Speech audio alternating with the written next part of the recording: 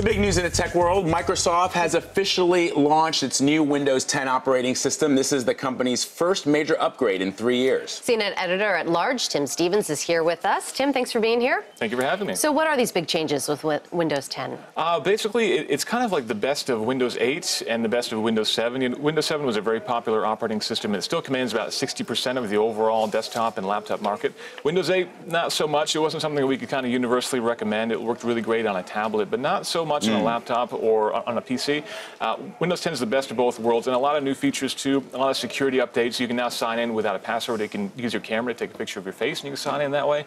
Automatic updates go right to your PC now. A new browser called Edge, which is much faster than the old Internet Explorer.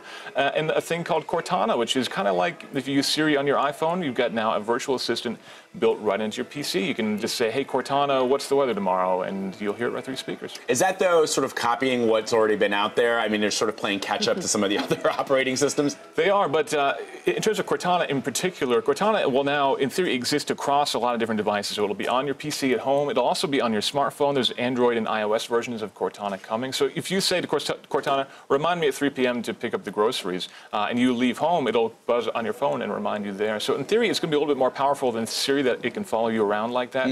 But ultimately, you know, it remains to be seen exactly how many people are going to adopt that. I don't know that's going to be a selling point for a lot of people. So on the flip side, just last week, Microsoft reported its largest quarterly loss ever. Yeah. So can Windows 10 help with that in any way? It definitely can. They're struggling on the mobile front in a big way right now. Windows Phone just has not seen the adoption that they really need to be competitive in the market right now. And one of the big things about Windows 10 is that it's going to be this foundation from which they can not only build on the desktop and laptops, but also on mobile devices as well. The idea being that developers will be able to write an application that will run across the desktop and on mobile phones too, and that should be appealing to developers. And if developers write great apps for these platforms, maybe that'll bring users over to the Windows mobile side of things.